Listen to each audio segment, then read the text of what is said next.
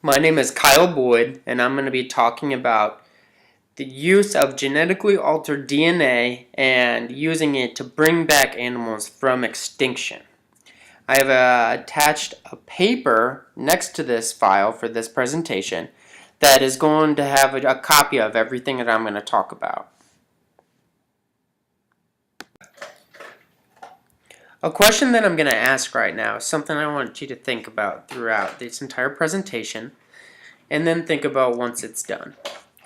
The question is it moral to be bringing these animals back from extinction? The idea of de-extinction has been around for a long time, but the technology is just now becoming relevant and we can use it.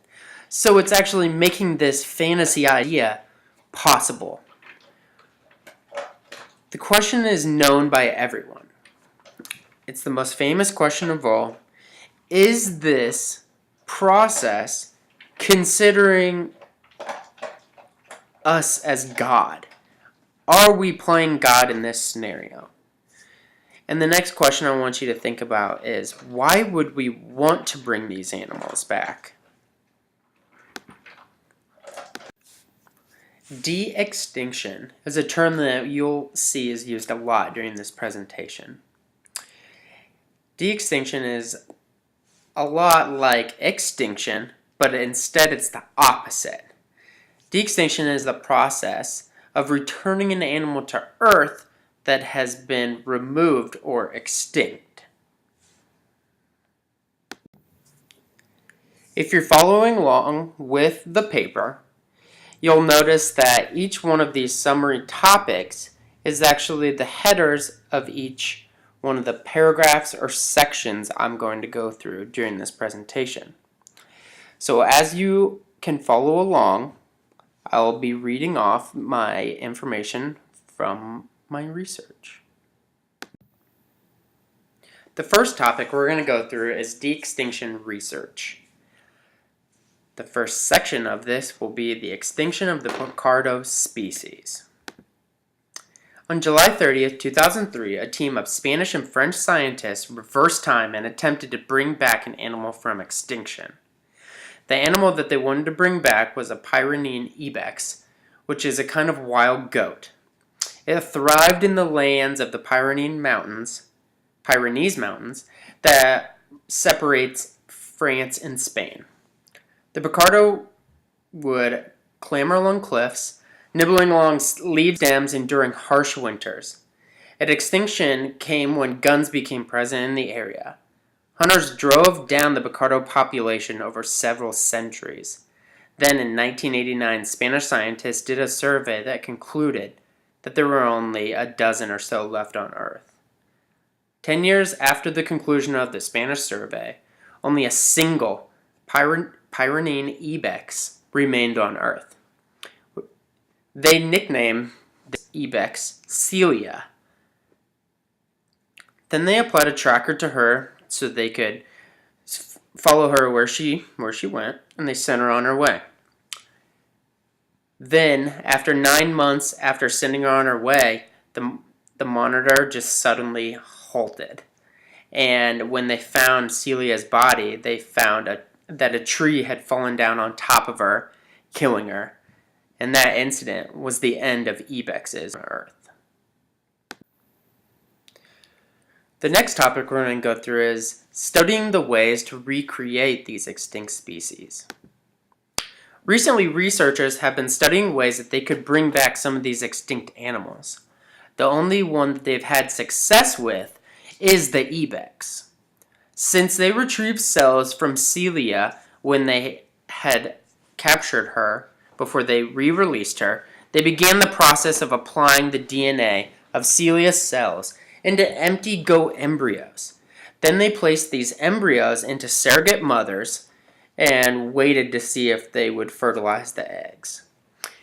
After attempting this 57 times, which all failed, they only had one goat that actually brought the genetically embryonic egg to term.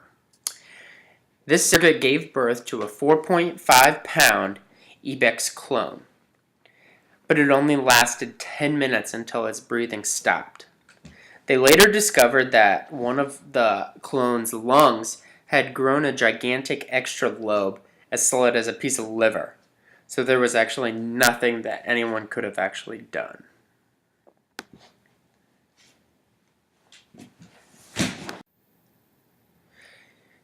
In this next topic, we're going to go through the species that they're considering for this process of de-extinction. The idea of cloning has been around for a long time, but it's just been a fantasy. Until now, they're actually developing the technology that they can alter these DNAs or the cells that they can get off of some of these animals' bodies that are in museums or frozen in the earth, wherever they can get it. And they can alter it and implant it into living cells that can be put into embryonic eggs and then placed into surrogate mothers that are within the same or like family as these extinct animals.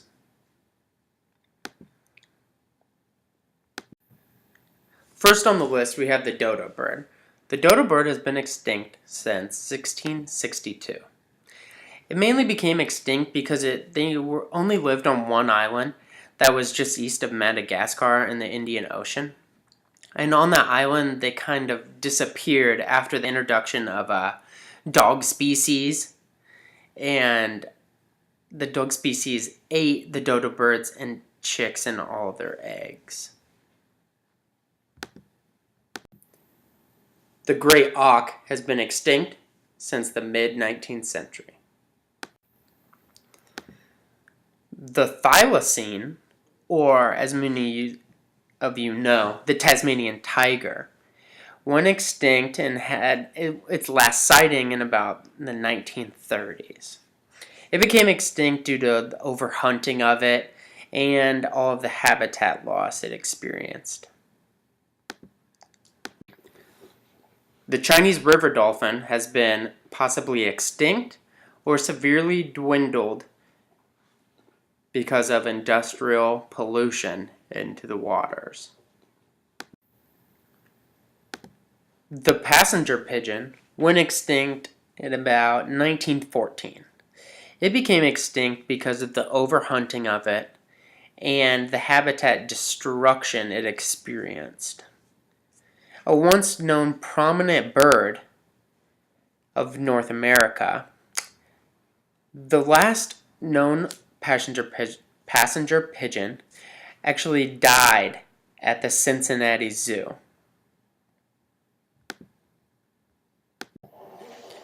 The imperial woodpecker has not been seen, so is possibly extinct since 1956. The saber-toothed cat went extinct at about 10,000 BC. It became extinct because of the overhunting of it. It lived in North America and South America.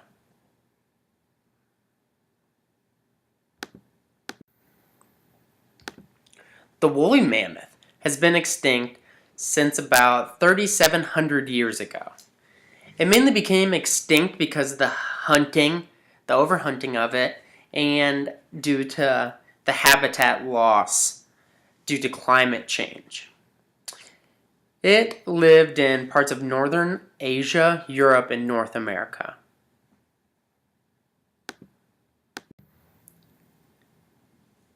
The Pyrenean ibex has been extinct since the most recently in year 2000. For this part of the presentation, we're going to go through the pros of this process. The first topic I have is why impede the progress of science when the benefits that may occur up the road are so unknown. One benefit of bringing back these extinct species, is biological diversity, which is the storage of natural invention. Some of these extinct species provide a very valuable service to their natural ecosystem that cannot be replicated. An example of this precisely is the woolly mammoth. In Siberia 12,000 years ago, the landscape was not a moss-dominated tundra like it is now, but instead it was a grassy, just full of grassy steppes. This is possible because the woolly mammoth was such a large grazer, and it would just roam all over the tundra and eating grasses, and also while it was walking, it was breaking up the soil and fertilizing the soil with their manure. Once they became extinct, the moss just took over the area and transformed it into this less productive tundra that we have today. This could be only one of the environmentally possible natural acts that could come out of this process of de-extinction. If we were to bring back the woolly mammoth and release them to be free to graze the Siberian terrain, which is now known as the Pleistocene Park, they could transform this land back into the more productive tundra it once was. This is being done now by the use of horses and other grazing animals, but it's still not making even close to a dent into the mossly dominated tundra.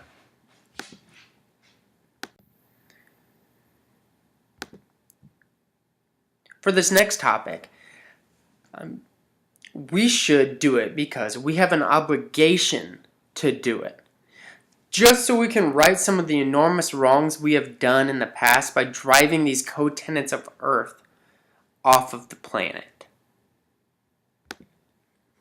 We should revive these animals because it is because of our undoing that made these animals extinct in the first place. We did so by overhunting, destruction of habitat, the introduction of a stronger predator in their habitat. We introduced diseases, or we just introduce more competition for the same food source. All of these animals are extinct because of our actions. Besides the woolly mammoth, which is extinct because of climate change 3,700 years ago. Some people protest that reviving species no longer exist amounts to just playing God. One of the scholars scoffs at this notion. He quotes, "I think we played God when we exterminated these animals. It should be our duty to make up for our ancestors' mistakes and not cheat death by bringing these species back to life. Each one of these animals thrived in nature before humans came along and changed that. So what says they cannot thrive again? We have a moral obligation to give these animals a second fighting chance. Personally, I would love nothing more than to go and see a saber-toothed cat or a woolly mammoth walking along in a grassy plain. But the problem is, because of our ancestors, I will always and forever be stripped of that chance. This is not telling how valuable the scientific research that we could actually gain from bringing these species back that once thrived in terrible and perfect climates.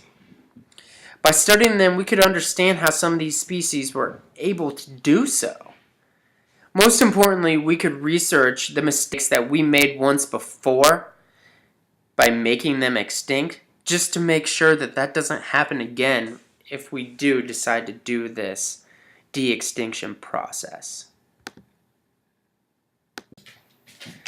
Next, I'm going to start with all the cons that are against this de-extinction process.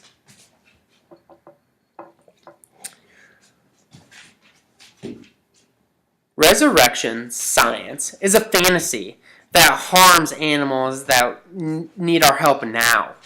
There are plenty of living species that are currently endangered.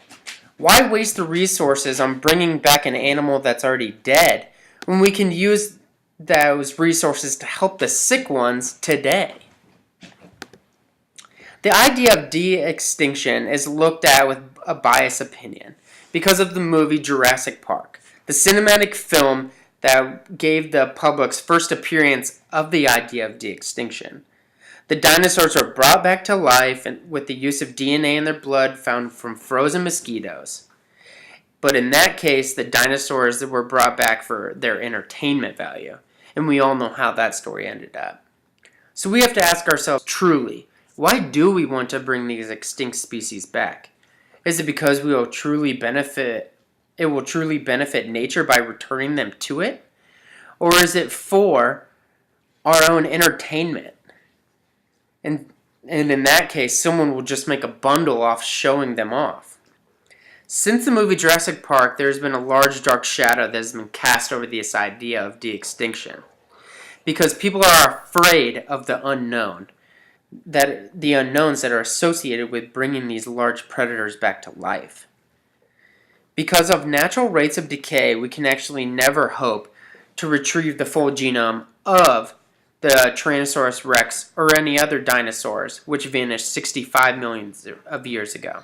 So I'm sorry to say that even if we wanted to do the whole Jurassic Park fantasy, it will never be possible. Next, we don't have any clear notion of actually how to reintroduce these extinct animals into the natural ecosystems that are thriving today.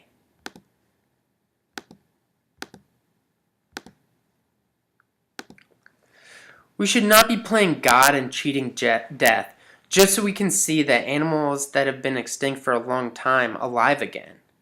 Nature has already continued on without these extinct species for some time now.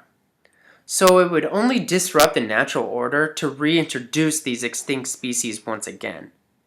The process of de-extinction is simply immoral because these animals have become extinct as part of God's plan. Even though it may have been by the hands of humans, it was God's will that carried out those plans. This is the reason that these animals are no more. Maybe through research we will know the reason one day, but for now we need to give up on the fantasy of the idea of actually bringing these extinct species back from the dead. There are too many unknowns about bringing these animals back. Where would they live? What would we do to feed them? The problem is, even if we brought these animals back to life, would we just throw them in a zoo so they could be a tourist attraction? It would not be a morally responsible act to bring these animals back to life so we can just cage them up for our own entertainment. Because all we know that would be the only way to fund these cloning procedures is with caging these extinct species and putting them in an amusement park so the money could go back to de-extinct more species. There is no way we would spend millions upon millions of dollars on bringing these species back to life to just release them into the unknown. And then nobody would ever see them again. I mean, lions aren't extinct, but one doesn't see a lion every day just anywhere other than actually at the zoo. These animals will be brought back to life only so we can research them and exploit them for our own profits. So not only would we have destroyed their lives once, but we would be destroying their lives once again. The next topic I want to go through is one of the cons is it ethically responsible to do this de-extinction process? Who's to say it is ethical to use these existing animals as surrogates to bring back these extinct species? Is it morally wrong and irresponsible to continually inject these fertilized, genetically altered eggs into the closest relative to each of these extinct species? An example goes back to Celia the ibex. They injected 57 goats with these genetically altered DNA cellular eggs. Only 7 of them got pregnant from those injections. Of the 7 that got pregnant, 6 of them had miscarriages. Only 1 carried the clone of Celia to term. and then that baby died 10 minutes after birth. We cannot put value on the destruction of the physical and psychological tolls we are putting on these surrogate animals. They may not be able to speak up for themselves, so it is our ethical duty as conscious human beings to do that for them. We need to stop altering and manufacturing genes.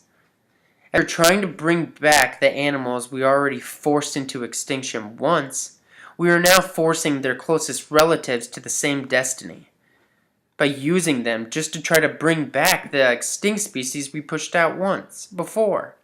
This is a horrible cycle we are just continuing, and it needs to stop. I'm not sure why we keep continuing to do it. Scientists try to compare the cost of the technology and to the benefits of what would come out of it. They say the procedure can be very costly, but it can also prove to be very cheap fast, meaning that yes, it may be very costly to do this, but it would pay off because we would be bringing back an extinct species that doesn't exist anymore.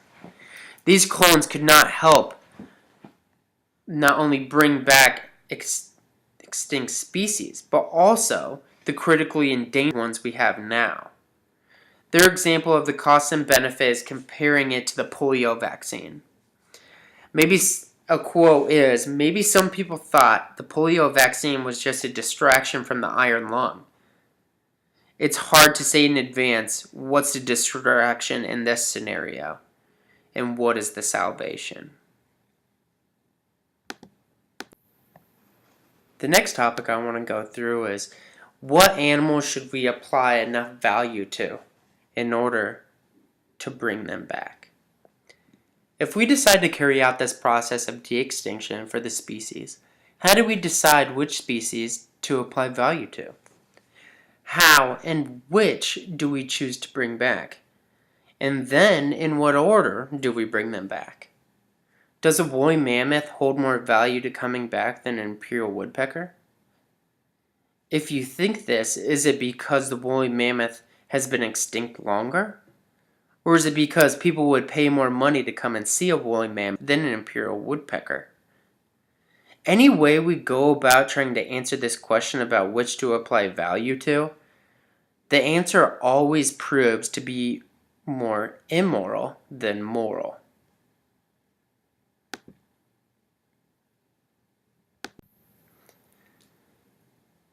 So in conclusion, after hearing all these facts, the facts for the pros for the de-extinction process, the cons for the de-extinction process, and some of the actual scientific research that has gone behind this de-extinction process. It is my opinion that this notion of de-extinction is primarily for our human species anthropocentric view. We believe we are the center of the universe, so we can choose what is valuable enough to bring back to nature. We believe that as stewards of the earth, we can choose what lives and what dies. And now that we actually have that option of what lives and what dies, and what's even more scary is what stays dead and what we can bring back, these decisions, I believe, we do not have the authority to make. We were not meant to make these decisions. We should not bring back any extinct animal, and we should quit harming the animals that we have today to do so. I believe even though some of these animals were extinct due to human actions, nature has already compensated for their disappearances.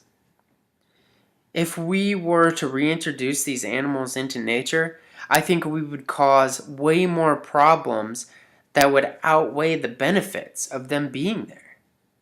The animals have become extinct for a reason. No matter what it is still part of God's plan. Of course, I think it would be awesome to see a woolly mammoth or a saber-toothed cat, but I would not want to see them trapped in a zoo. I would only want to see them in their prime, and I will never get that opportunity due to my ancestors' actions. I am willing to accept that punishment for those actions. I don't think we as a human race, or any being on earth for that matter, should be able to cheat death, because in the end, that's what connects all of us.